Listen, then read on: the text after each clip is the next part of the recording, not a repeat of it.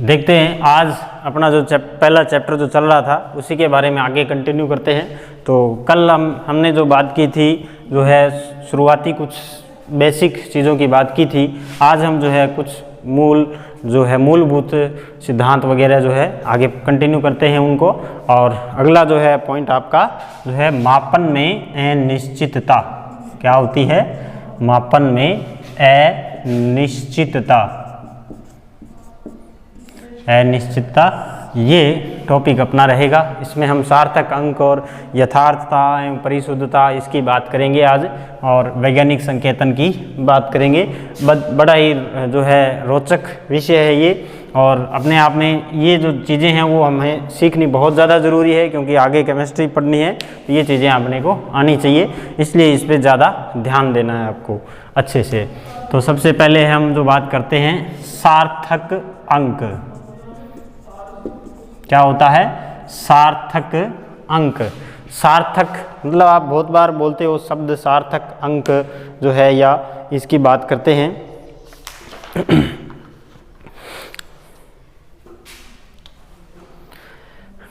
वे अर्थपूर्ण अंक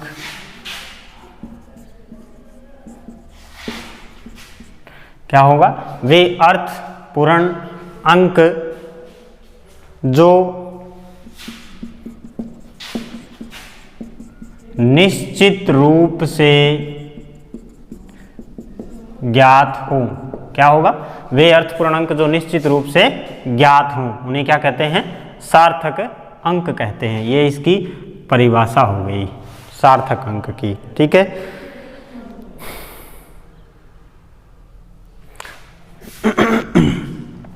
तो सार्थक अंक की परिभाषा हो गई।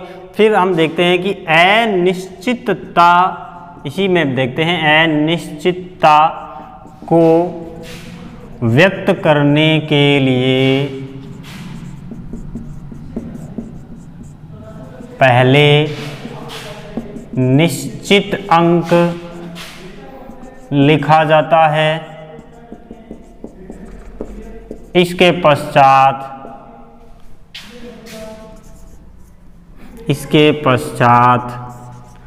अनिश्चित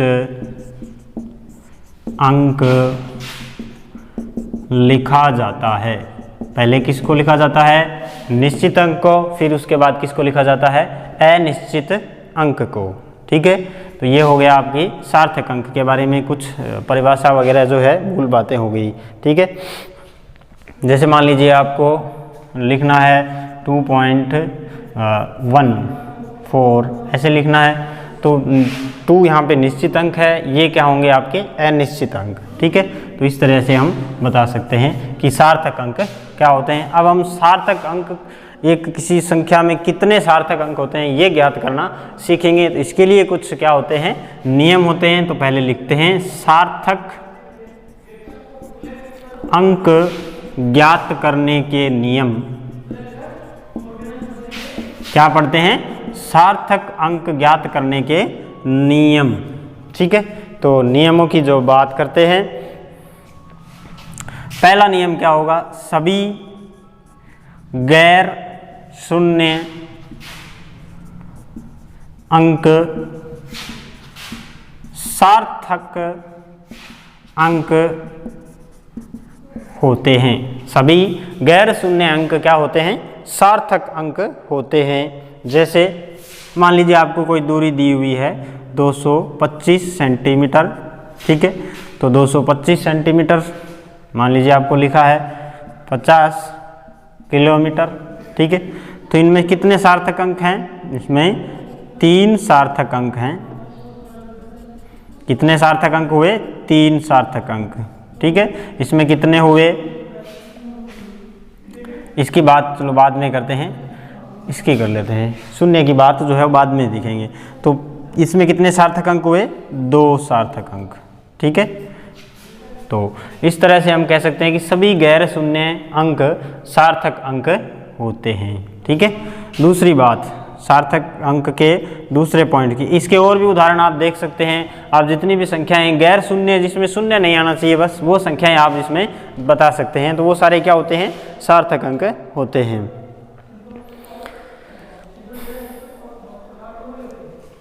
अब हम बात करते हैं प्रथम गैर शून्य अंक से पहले आने वाले अंक, प्रथम गैर शून्य अंक से पहले आने वाले शून्य सार्थक अंक नहीं होते हैं। क्या नहीं होते हैं? सार्थक अंक नहीं होते हैं। पहला क्या है इसमें देखो 0.003 ऐसे लिखा, तो इसमें दशमलव के बाद सीधा 0 आया, फिर 0 आया, फिर 3 आया, तो 3 क्या है? गैर शून्य अंक है। तो इससे पहले आने वाले जो जितने भी शून्य हैं वो सारे क्या हैं? सार्थक अंक नहीं माने जाएंगे। तो इसमें कितने सार्थक अंक होंगे? एक सार्थक अंक होगा। इसमें कितने सार्थक अंक होंगे? एक सार्थक अंक। ठीक है, जैसे मान लीजिए आपके सामने ऐसे लिखा है 0.045, ठीक है, तो इसमें जो है कितने सार्थक अंक होंगे? 2। ठीक है, कितने सार्थक अंक होंगे? 2। तो इस तरह से हम कह सकते हैं कि सार्थक अंक ज्ञात करने के नियम का पहला नियम, सभी गैर शून्य अंक सार्थक अंक होते हैं, सीधी सी बात। दूसरा, प्रथम गैर शून्य अंक से पहले, यानी जैसे ये या इसमें 4 से पहले आने वाला शून्य जो है वो क्या है? सार्थक अंक नहीं है, बाकी दोनों सार्थक अंक हैं। ठीक है, इसके बाद जो है हम बात कर देते हैं तीसरे नियम की। 2 गैर शून्य अंकों के बीच आने वाले शून्य, 2 गैर शून्य अंकों के बीच आने वाले शून्य सार्थक अंक होते हैं। 2 गैर शून्य मतलब शून्य जो नहीं है, 3, 4, 5 शून्य को छोड़कर 1 से लेके 9 तक, 2 गैर शून्य अंकों के बीच आने वाले शून्य सार्थक अंक होते हैं। वो क्या होते हैं? आपके सार्थक अंक होते हैं। ठीक है, तो इसका उदाहरण अगर आप देखना चाहें तो मान लीजिए आपने ऐसे लिखा 2.005, ठीक है, तो इसमें कितने सार्थक अंक हो गए? 4 सार्थक अंक। ठीक है, तो इस तरह से हम इसको समझेंगे। अगला जो पॉइंट आता है आपका, जो तीसरे के बाद चौथा पॉइंट जो है, इसको हम यहाँ से साफ करके फिर लिखते हैं कि थोड़ा परिभाषा वगैरह साफ कर रहे हैं।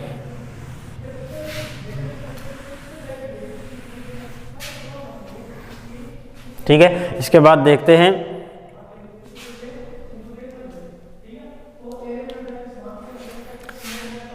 चौथा पॉइंट, किसी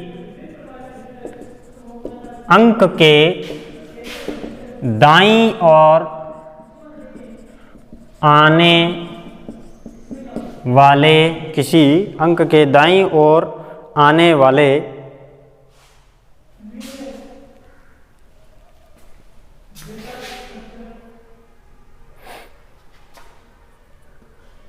शून्य सार्थक अंक होते हैं, बशर्ते पहले दशमलव लगा हुआ हो। इस बात को हम कैसे समझेंगे? इसको कैसे समझते हैं हम कि जो है वो दशमलव लगा हुआ होना चाहिए। तो जैसे मान लीजिए आपके लिखा है 0.200, ठीक है, तो ये क्या हो गया? कितने सार्थक अंक हो गए इसमें? 3। ठीक है, कितने सार्थक अंक हैं? 3 सार्थक अंक हैं। ठीक है, 3 सार्थक अंक हैं इसमें। ठीक है, समझ में आई बात? लेकिन अगर ये दशमलव नहीं होता है तो ये सार्थक अंक नहीं होंगे, ये शून्य। तो पांचवा नियम क्या है? यदि दशमलव नहीं है तो ये शून्य सार्थक अंक नहीं होंगे।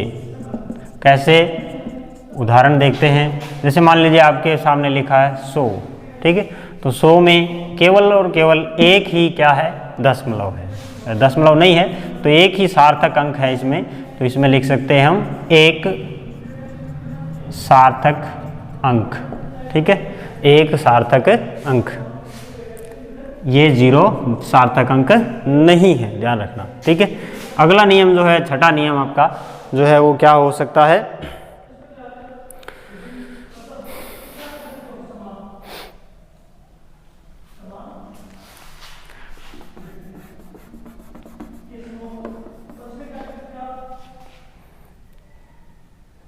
गैर शून्य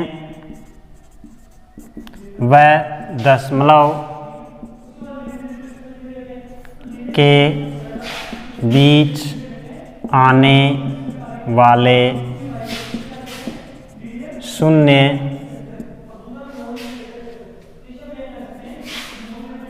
व इसके बाद आने वाले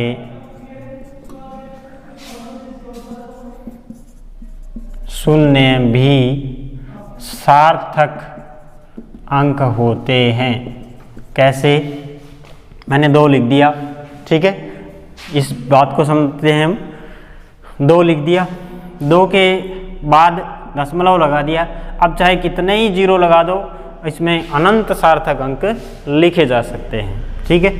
अब लिख दिया 20, फिर दशमलव लगा दिया, तो ये भी सार्थक अंक है और ये भी सार्थक अंक है, ठीक है। तो ये इसके बाद कितने ही अनंत जो है हम क्या लगा सकते हैं, इसमें अनंत सार्थक अंक बना सकते हैं, अंक बना सकते हैं, ठीक है।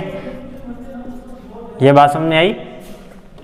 लास्ट जो है 7वां पॉइंट जो है वो क्या होगा आपका, कि वैज्ञानिक संकेतन में उपस्थित सभी संख्याएं क्या होती है, सार्थक अंक होती है, ठीक है। लास्ट पॉइंट जो है लिखना चाहें हम, लास्ट में कहीं लिख देंगे, जो है इस नियम वाली लाइन को एक बार के लिए मिटा देते हैं, ठीक है। 7वां पॉइंट, सभी वैज्ञानिक संकेतन वाले अंक सार्थक अंक होंगे, ठीक है। अब हम वैज्ञानिक संकेतन पढ़ेंगे तब आपको ये वैज्ञानिक संकेतन समझ में आ जाएगा। सिर्फ और सिर्फ एक बार के लिए लाइन लिख देते हैं। तो हमने ये सारे नियम पढ़ लिए, उनके सबके उदाहरण भी देख लिए, इससे एक को छोड़ के इसका भी पढ़ेंगे थोड़ी देर बाद। तो सभी गैर शून्य अंक सार्थक अंक होते हैं, ठीक है, ये पढ़ लिया। प्रथम गैर शून्य अंक से पहले आने वाले शून्य सार्थक अंक नहीं होते हैं, ठीक है, ये इस तरह का उदाहरण हो गया। 2 गैर शून्य अंकों के बीच अगर शून्य आ जाए वो सार्थक अंक होंगे। तीसरा है जो है किसी अंक के दाईं ओर आने वाले शून्य सार्थक अंक होते हैं। अंक दाईं ओर मतलब इस तरफ जो है, इसके इस तरफ आने वाले जो है सार्थक अंक होते हैं, क्योंकि यहाँ दशमलव आ गया, बशर्ते हमने लिखा था दशमलव लगा हुआ हो। यदि दशमलव नहीं है तो सार्थक अंक, ये शून्य जो है सार्थक अंक नहीं होंगे, जैसा हमने 100 के अंदर लिखा है, ठीक है। यही 200 अगर लिख दें तो हम ये इसमें 200 अगर सीधा 200 लिखते तो हम सार्थक अंक 1 मानते, ठीक है। सभी गैर शून्य व दशमलव के बीच आने वाले शून्य व इसके बाद आने वाले शून्य भी सार्थक अंक होते हैं, जैसे हमने ये उदाहरणों में सीखा है, ठीक है। ये इसके उदाहरण हैं। और लास्ट में वैज्ञानिक संकेतन वाले अंक जो है सार्थक अंक होते हैं। इसके बाद हम जो है सार्थक अंक का जो है वो गुणा, भाग, जोड़, बाकी ये भी कर सकते हैं। तो सार्थक अंक के बारे में जो है गुणा, भाग, जोड़, बाकी ये करते हैं अपने। आप वीडियो को जो है वो पॉज करके जो है ये पॉइंट्स सारे लिख सकते हैं, उदाहरण लिख सकते हैं, और एक बार पढ़ोगे तो याद हो जाएंगे अच्छे से। जो है इनको एक बार पढ़ोगे, क्योंकि 11वीं क्लास में जो है केमिस्ट्री की जो शुरू की जो चीज़ें होती है वो बहुत कम समझ में आती है, लेकिन धीरे धीरे आप इसके आदी हो जाओगे तो ये समझ में आने लग जाएगी। शुरुआत में पहले दिन अगर समझ आए तो सब आइंस्टीन होते।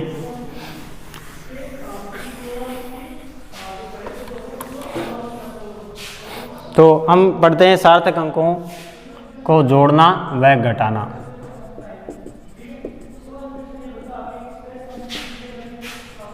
सार्थक अंकों का जोड़ व घटाव। ठीक है, इसके भी कुछ नियम होते हैं। आपने छोटी क्लासों में इस तरह के नियम पढ़े हैं, लेकिन थोड़ा हम देख लेते हैं।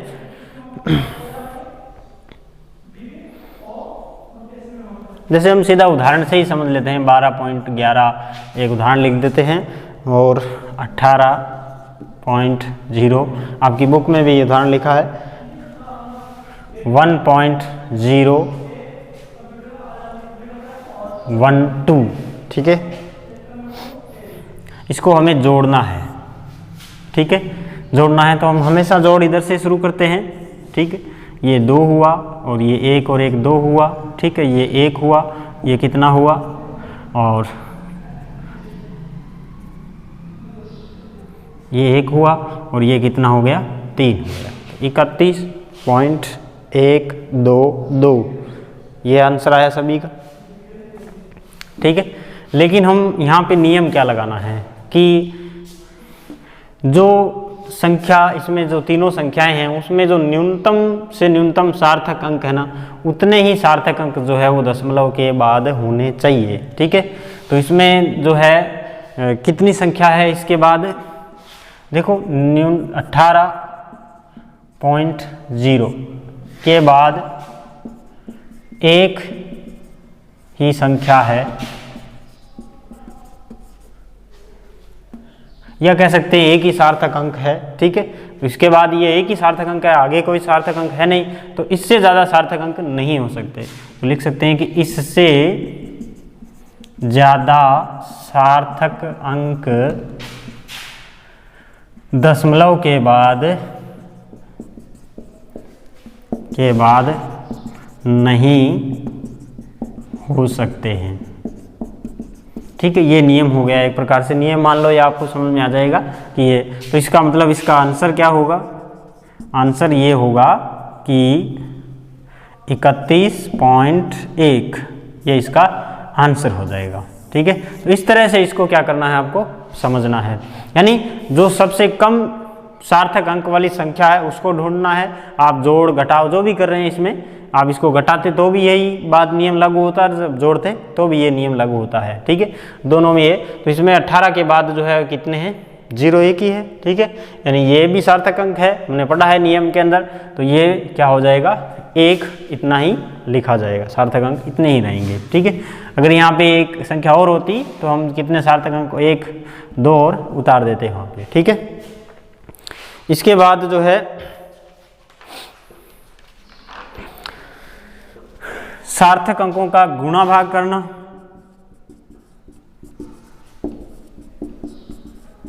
सार्थक अंकों का गुणा भाग करना, तो ये इसका सार्थक अंकों का लास्ट पॉइंट है। इसके बाद हम वैज्ञानिक संकेतन पढ़ेंगे, फिर जो है मापन में अनिश्चित और वही पढ़ेंगे। ठीक है, तो गुणा भाग कैसे करते हैं देखते हैं एक बार। इसमें भी वही बात लागू होती है कि न्यूनतम से न्यूनतम क्या होना चाहिए, सार्थक अंक होना चाहिए। तो लिख सकते हैं कि न्यूनतम दशमलव के बाद न्यूनतम सार्थक अंक वाली संख्या से ज़्यादा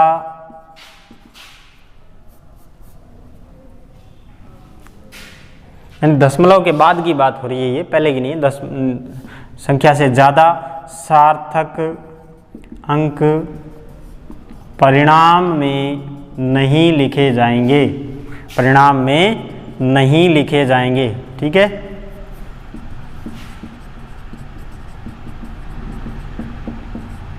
ये बात है। ठीक है, यहाँ पर हम इसका उदाहरण ले सकते हैं। आप कोई भी एक उदाहरण जो है आपकी बुक से भी जो भी ले सकते हैं कि मान लीजिए आपको गुणा करना है कि 12.4 और दूसरा जो है आपको गुणा करना है 6.22। ठीक है, इन दोनों का आपको गुणा करना है। ठीक है, तो आप इसका गुणा करोगे तो जो है आपको न्यूनतम सार्थक अंक कितने रखने हैं, जो 12.4 जो यानी ये इतने कितने सार्थक अंक है 1, इससे ज़्यादा सार्थक अंक आपके परिणाम में नहीं होना चाहिए, ठीक है। या जो है आप इसको सिंपली जो है हम इसको सिंपल संख्या से गुणा कर लेते हैं 1.2 से, तो यहाँ पे कितने आ गए 1.22 से यहाँ पे कितने आ गए जो है देख लेते हैं, ठीक है।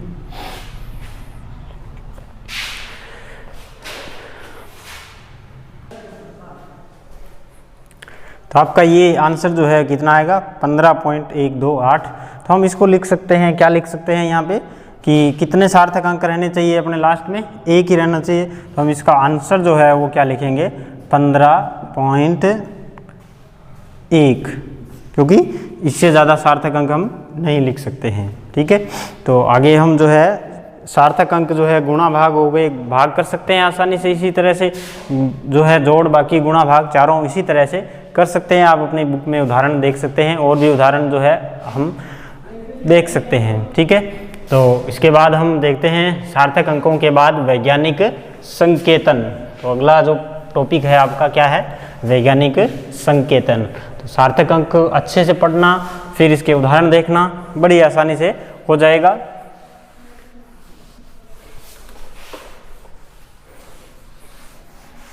इसके बाद हम देखते हैं वैज्ञानिक संकेतन। वैज्ञानिक संकेतन, ठीक है। ये क्या होता है वैज्ञानिक संकेतन आपका, इन्हें किस n × 10⁻n के रूप में व्यक्त किया जाता है। क्या किया जाता है, रिप्रेजेंट किया जाता है, व्यक्त किया जाता है, ठीक है। इनको वैज्ञानिक संकेतन को किस रूप में लिखा जाता है, n × 10⁻n के रूप में लिखा जाता है। यहाँ पे कैपिटल N और स्मॉल n का मान क्या हो सकता है, तो हम लिख सकते हैं कि n स्मॉल n जो है का मान ऋणात्मक या धनात्मक दोनों ही हो सकता है, ठीक है। ऋणात्मक या धनात्मक हो सकता है, दोनों में से कोई एक होगा, ठीक है। इसके बाद अगला जो है n कैपिटल N का मान 1.00, ठीक है। 1.00 जितने भी हैं आगे जितने भी जीरो लगाते जाएं, और 9.99999 कितने भी आगे 9 लगाते जाएं के बीच कोई भी संख्या हो सकती है, कोई भी एक संख्या हो सकती है। तो ये हो गया आपका जो है इसको रिप्रेजेंट करने का तरीका। तो हम इसको अब लिख देते हैं कि उदाहरण लिखते हैं 232.508, ठीक है। को हम कैसे लिख सकते हैं, वैज्ञानिक संकेतन के रूप में लिखें। ये उदाहरण है आपका, इसको हम वैज्ञानिक संकेतन के रूप में लिखें तो आपका n क्या होगा, n हम लिख सकते हैं 2.32508, ठीक है। अब देखो इनटू 10 की घात, दशमलव किधर आया है, 2 अंक इधर आया है, ठीक है। तो 2 अंक हम इसको क्या लेके गए हैं, पीछे लेके गए हैं। तो पीछे लेके गए हैं इसका मतलब घात किस में बढ़ेगी, प्लस में, ठीक है। तो इस तरह से हम इसको लिख सकते हैं। तो ये वैज्ञानिक संकेतन हो गया, ये आपका क्या हो गया n, और ये क्या हो गया आपका स्मॉल n, ठीक है। बाकी एज इट इज़ है, ठीक है। इस तरह से हम इसको लिख सकते हैं। तो यहाँ पर मैंने दशमलव का जो मामला है इसको समझ लेते हैं एक बार कि ये दशमलव इधर आता है तो क्या होता है, 10 की घात के रूप में क्या होता है, और ये दशमलव अगर इधर जाता तो 10 की घात के रूप में क्या होता है, ठीक है। हम इसको समझ लेते हैं इसी उदाहरण से, या और भी उदाहरण ले लेंगे, ठीक है। तो पहले देखते हैं कि अगर दशमलव ये कौन सी दिशा है, ये कौन सी दिशा है आपकी बाईं ओर, ठीक है। ये बाईं ओर है, ये दाईं ओर है, ठीक है। अगर दशमलव बाईं ओर जाता है तो 10 की घात के रूप में यानी हम n लिख सकते हैं, n का मान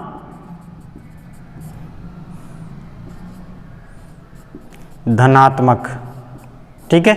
और अगर दाईं ओर जाता है तो क्या होगा, n का मान ऋणात्मक। तो क्या लिख सकते हैं, n का मान, बात समझ में आ रही है क्या मैं जो कहना चाह रहा हूं, कि यही दशमलव अगर बाईं ओर जाता है तो n का मान धनात्मक, और अगर दाईं ओर जाता है तो n का मान ऋणात्मक, ठीक है। तो हम इसी उदाहरण को अगर दोबारा लिखना चाहें तो ये ऐसे लिख देता मैं, 2 3 2 5 0 8, ठीक है। और ये यहाँ ले आता मैं दशमलव को, ठीक है। तो यहाँ से यहाँ लेके आए तो हम इस उदाहरण को देखें तो क्या हो जाता है, ये दशमलव कितने अंक आगे चला गया, जितने अंकों के ऊपर से जाएगा उतने ही अंक यहाँ पे n के रूप में लिखे जाएंगे। तो n एक प्रकार से ये भी हो सकता है कि जितने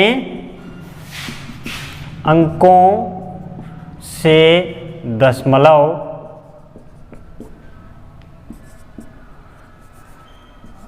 गया है उतने ही अंक n का मान होंगे, ठीक है। ये बात मैं नॉर्मली अपनी भाषा में समझाने के लिए बता रहा हूँ, बाकी सीधी सीधी बात है, n का मान क्या होगा, जितने अंकों से दशमलव ट्रांसफर हुआ है उतने ही अंक जो है क्या होंगे, आपके n के मान होंगे। तो n का मान समझ में आया सभी को। तो हम इसको लिख सकते हैं कि हमने 2 अंकों से ऊपर लेके गए हैं दशमलव को, तो हम लिख सकते हैं कि 10 की घात -2, ठीक है। तो हम इधर लेके चले गए हैं, और इसको हम इस तरह से लिख देते, ये एक और आ जाता, यहाँ आ जाता तो हम 10 की घात -3, क्योंकि अब इस तरफ दशमलव किस तरफ आता है, दाईं ओर आ रहा है, लेकिन इसमें किस तरफ आ रहा था, बाईं ओर आ रहा था। तो बाईं ओर धनात्मक, दाईं ओर ऋणात्मक, ठीक है। और भी उदाहरण लेके समझ सकते हैं हम देखते हैं इनका जो है वैज्ञानिक संकेतन का जोड़ या घटाव, ठीक है। सिंपल सी बात है इनकी जोड़ या घटाव की, ठीक है। तो जोड़ या घटाव में हमें क्या करना होता है, किस चीज़ का पक्षांतरण करना है या बराबर करना है, ये देखना है, ठीक है। तो हम इसके लिए हमें क्या करते हैं, जोड़ या घटाव के लिए एक उदाहरण लेते हैं। आपको ये दशमलव का मान जो है, n का मान याद रह जाएगा कि किस तरफ जाने से, दाईं ओर जाने से या बाईं ओर जाने से धनात्मक होता है या ऋणात्मक होता है, ठीक है। तो इसके हम आगे देखते हैं गुणा भाग के, जोड़ घटाव, गुणा भाग जो भी है, ठीक है। चलो पहले गुणा भाग कर लेते हैं, गुणा भाग, ठीक है। गुणा भाग, तो मान लीजिए आपने संख्या लिखी 5.6 × 10⁻⁷, ठीक है। और एक और लिखी, इसको हाँ आपको जोड़ना है, गुणा करना है, ठीक है। तो 5.4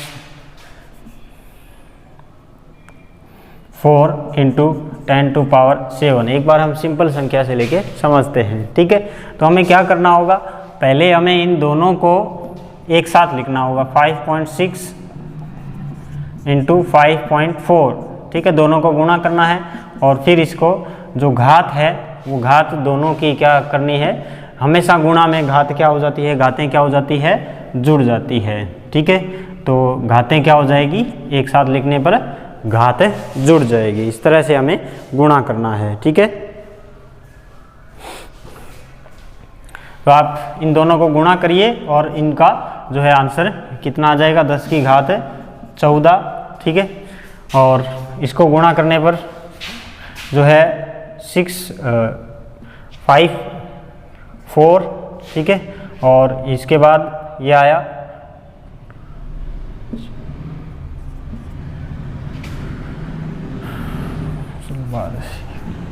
तो आपका जो है आंसर क्या आया, 30.24। अब इसको हम, और अगर हम दशमलव को दाईं और बाईं ओर खिसकाएंगे तो यहाँ पर जो है इसकी मान में क्या आएगा, फर्क आएगा। तो आपको अभी बताया था कि दशमलव अगर बाईं ओर जाए तो n का मान कैसा होता है, दशमलव बाईं ओर जाए तो n का मान धनात्मक, और अगर दाईं ओर जाए तो क्या आता है, ऋणात्मक, ठीक है। तो आप अगर दशमलव को इस तरफ लेके आ रहे हैं, इसका मतलब बाईं ओर आ रहा है, तो इसका मान क्या हो जाएगा, धनात्मक हो जाएगा। तो ये घात क्या हो जाएगी, 15। तो ये फाइनल आंसर आपका ये हो जाएगा 10 की घात 15। तो ये हो गया आपका जो है वैज्ञानिक संकेतन का गुणा या भाग करना चाहे तो इसी संख्या को आप भाग में लिख के जो है कर सकते हैं। तो भाग करना हो तो मान लीजिए यही उदाहरण हम वापस ले लें, ठीक है, और फिर आप भाग कर सकते हैं। और 5.4 इंटू 10⁻⁷, ठीक है। तो